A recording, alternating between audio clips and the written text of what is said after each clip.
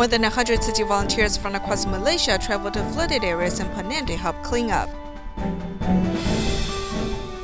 We revisit Tacloban 4 years after Typhoon Haiyan struck to see how the citizens are recovering. Welcome to DaAi Headlines. I'm Siri Su. Thank you for joining us. We begin our program with some disaster news. Tzu Chi volunteers from Northern California continue to distribute cash cards to impacted fire victims in Santa Rosa. Volunteers use text messaging to contact the recipients, confirming the appointment time so recipients can feel Tzu Chi's humanitarian touch.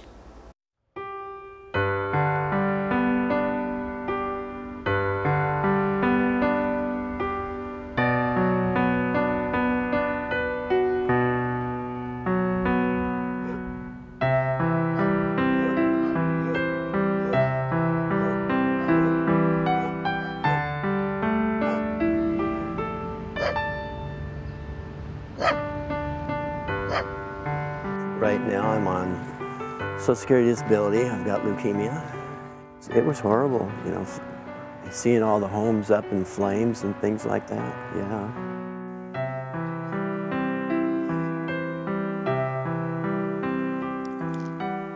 Here in town, they're all too expensive for, you know, what I've got my insurance on, so. All the rest of Santa Rosa around here is a little bit more richer for our blood here in the park because we were pretty much all low income here and we were able to afford this place. But now, you know, I'm taking it day at a time. What am I gonna do? What are we gonna do? 160 of us, you know, these are homes, yes.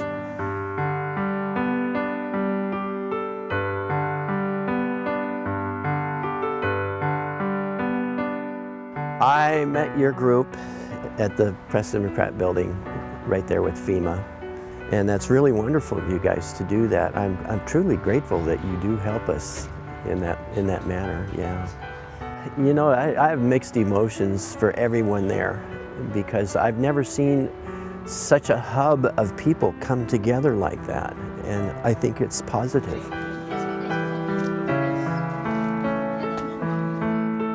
We want to be able to serve the clients in much warmer, much deeper way. Therefore, we try to schedule all the clients according to their schedule, according to our manpower, so that when they come, they don't have to wait. And when we have more people, we can easily scale up our service. My house burned down in the Tubbs fire over here in Santa Rosa off Mark West Springs. I lost my cats. I lost all of my personal belongings. I really had nothing except the jacket I'm wearing. So last night I got a text message that said that I was offered financial assistance to come and visit today.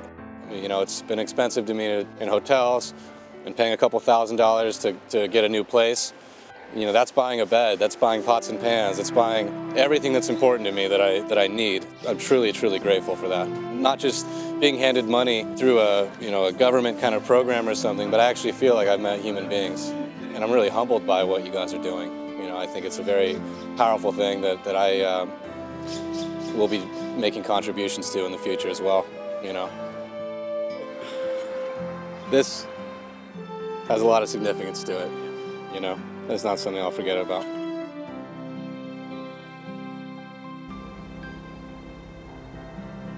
Three days after flooding in Penang, more than 100 Tzu Chi volunteers from 5 states of Malaysia made a long journey to offer their help. These volunteers flocked to Penang just to give affected residents a hand in cleaning up their homes after the storm.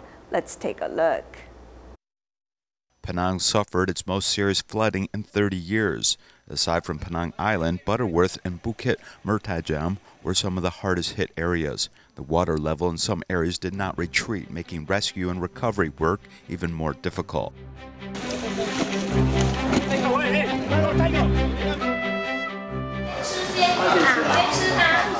Despite the difficulty of reaching these residents, volunteers showed great dedication. Volunteers came from 5 states such as Kedah, Perak, Selangor, Malacca, and Kelantan, all eager to travel to the hardest hit areas. Volunteers from Tzu Chi's Kuala Lumpur and Selangor chapter departed in 9 4-wheel drive vehicles early in the morning.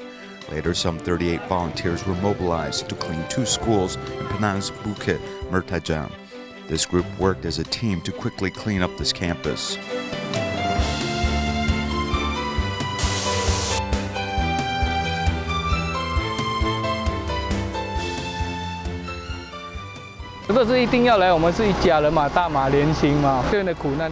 We needed to come here because we are a big family and they're suffering so much here.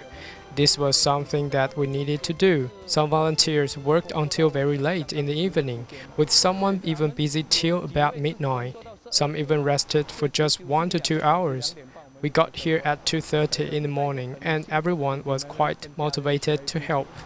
After receiving this notification, a volunteer team from Kedah was able to mobilize 26 volunteers within 3 hours to help clean 4 schools in Butterworth.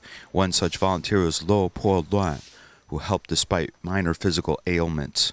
I am grateful for this opportunity as I understand the difficulty they face. In 2005 and 2010, when Kedah flooded, especially in 2005, volunteers from off the states actively assisted us.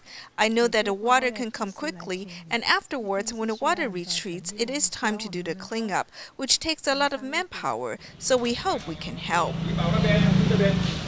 45 volunteers from Perak set off at 5 a.m. and took buses to the hardest hit parts of Penang Island to clean the homes covered by muddy debris. Before it wasn't possible to come because it was a school day, but because of an event we had on Saturday night, they gave an extra holiday on Monday so I could come here. Doing a few hours of volunteer work makes me feel good. Tzu Chi volunteers from across Malaysia came to the aid of their fellow compatriots in need, giving their all to quick and effective disaster relief assistance. The recent flood also has devastated Bukit Mertajana province Wellesley. Since most of the affected residents are still trapped in the disaster area, city volunteers have set up Disaster Relief Coordination Center as well as a central kitchen. The volunteers have been delivering hot meals to the affected residents, helping them get through the difficult time. The cars are immersed in floodwater and the residents are evacuating riding rafts. This is a severely flooded area in Bukit Mertajana of province Wellesley. 你家到哪里？到这边了。哇，小心哦。没有这样严重啊，以前。This is second time 啦。Second time 啊。First time 是 95。95啦。知道是較 severe 啦，看到。下雨2-3個鐘頭不了，不是2-3天。然後那個水一直衝，一來就很快就來了。就進入了，很快啊。來不及跑。Tzu Chi Malaysia chapter has set up a disaster relief coordination center as well as a central kitchen to provide hot meals to the affected residents. Since this morning, we've delivered about 150 to 160 meal boxes to the 200 affected residents who are staying at Jishin High School. Since the disaster is very severe, many affected residents are finding shelter at Jishin High School's auditorium. We keep sending our meal boxes as well as drinking water there. For the affected residents who went hungry for a day, this food arrived just in time. Okay,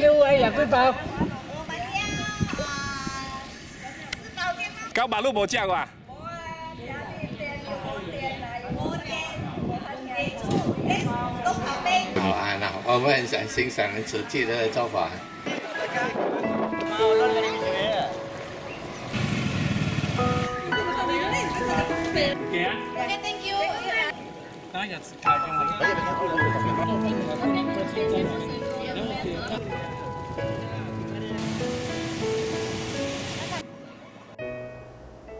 After the recent flooding and landslide in Sierra Leone in August, city volunteers soon visited to conduct a disaster survey. During the visit, the volunteers saw how poor the environment was and how lacking the locals were in basic necessities, such as food and water.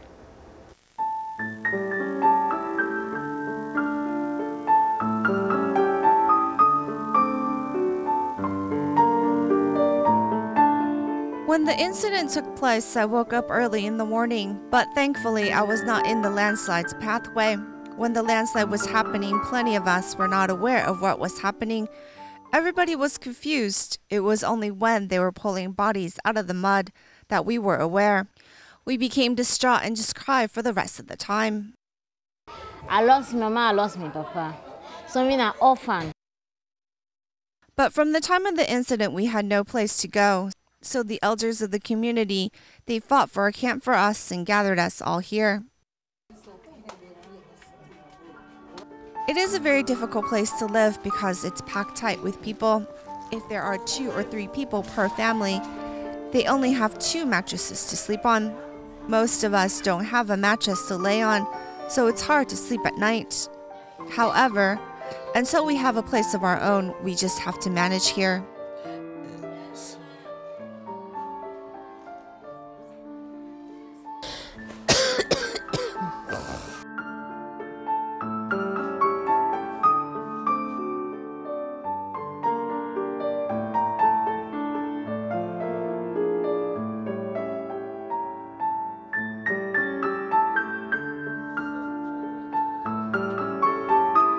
We don't have wood for cooking. We don't have water for drinking. We don't have food, water, nothing. We don't have things to get by.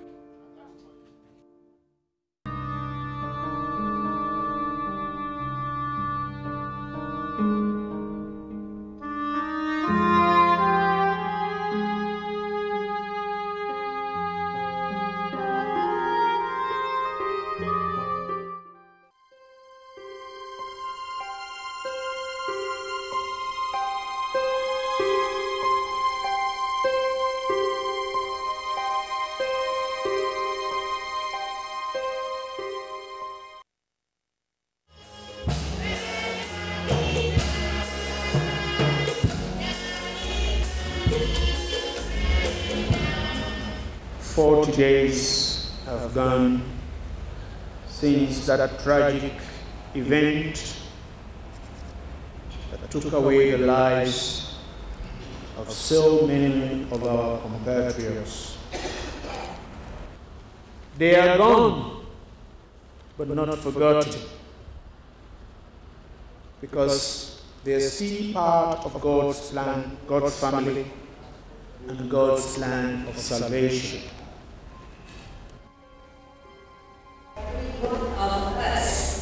We all can work together, no matter who you are, where you are.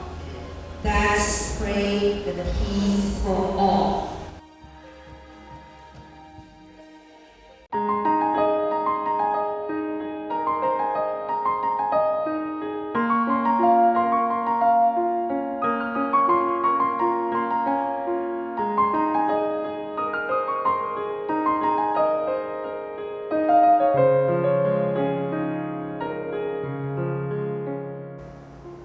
Four years ago, Typhoon Haiyan devastated central Philippines.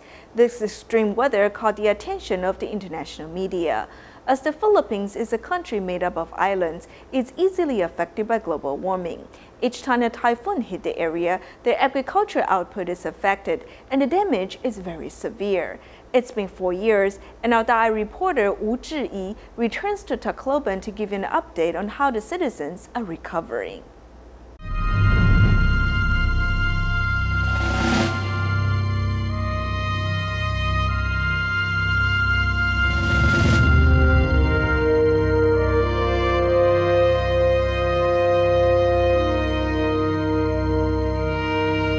Having storms, we've been having flooding in our country, but the intensity, the frequency, the gravity of the damage that these typhoons are causing to our country and our people, these are not normal. If it's not climate change, I don't know how else to call it.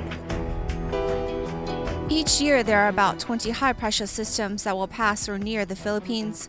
Filipinos are very much familiar with typhoon weather. But in November of 2013, Super Typhoon Haiyan, which reached speeds of 300 kilometers per hour, brought catastrophic damages to central Philippines.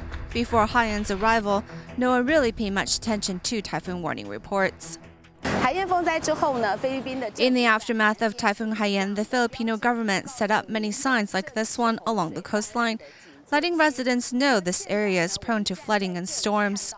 But we can clearly see that many of the homes which were washed away during Haiyan have been rebuilt. Ito pa rin ang dating bahay ng ate mo? Dati, oo. Natatakot din pero matagal na rin. Taking a look back at 4 years ago when these houses were destroyed, this area was filled with debris. Tzu Chi Foundation began a work for relief program to assist Tacloban City to restore it to its former glory. To this day, the dangerous seaside is still where these citizens live. We can't leave here because we live here. It's too far to go elsewhere. This is closer to our living area. Many of the people rely on the sea to make a living, and although the government stipulated that within 40 meters of the ocean, residential homes are not to be built, many of these citizens still live here. They make their home out of scrap wood and zinc sheets. If you ask them now, they know what to do when typhoon warning comes. We're scared, but we live here. When disasters arrive, we can move to the emergency shelter. The biggest natural disaster to hit the Philippines has taught these citizens an important lesson. In facing the impermanence of life, one must bow humbly before it. In Kaohsiung, single parent Huang Zixue's son accompanied classmates to Qijing seaside, where he was swept away by a large wave. In memory of her son, Huang Zixue resigned from the school and started a pastry shop. She dedicates some of the funds to underprivileged children. Let's take a look at the story of this strong mother.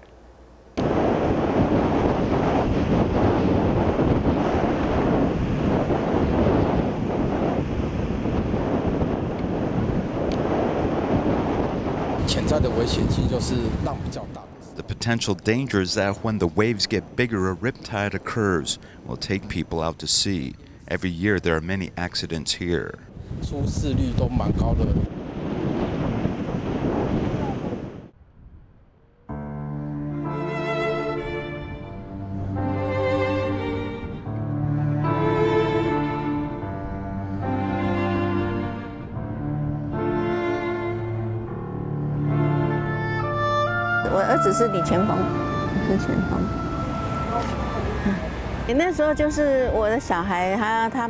At that time, there were a total of 10 children playing at Qijing, and 2 of them needed rescuing, and my child went to help.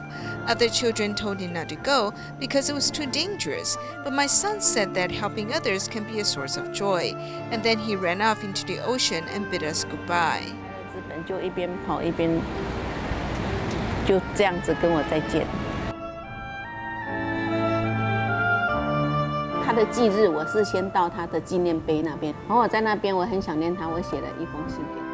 On the anniversary of his death, I went to the monument at the beach because I missed him, and I wrote in a letter. I said that the wind continues to blow and clouds always float by, and your mother will always remember you. Soon after, I had a dream that I took him to Shoushan, and he said this place was Dagoshan, and he said go and make cacao cake to give children from single mothers. So I decided to do this on his behalf.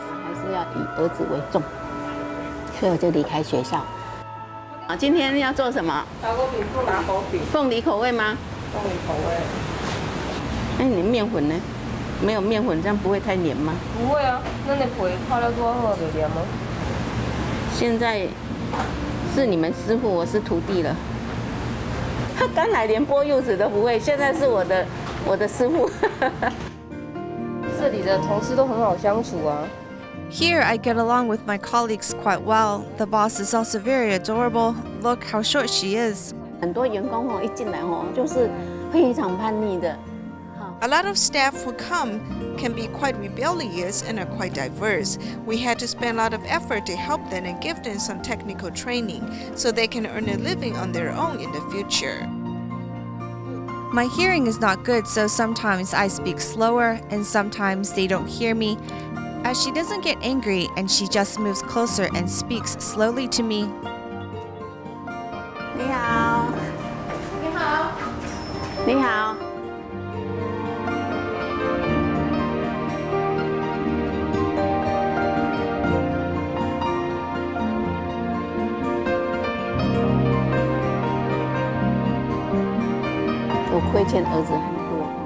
I owe my son a lot. I used to be very busy. People who see me say my pastry shop is so successful, but I think that my cakes are not the reason for the success, but actually my teaching of others is my success.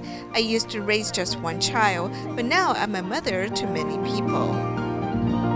In July of this year, Jilin Province, China, experienced severe flooding. And as the winter aid distribution nears, city volunteers are checking on the quality of rice for the recipients.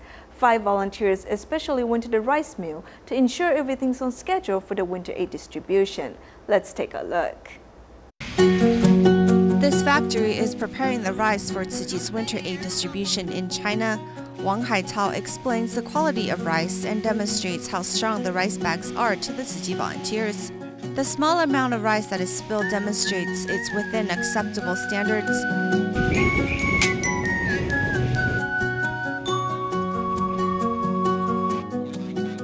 The amount of rice left after dehusking determines the price of the rice.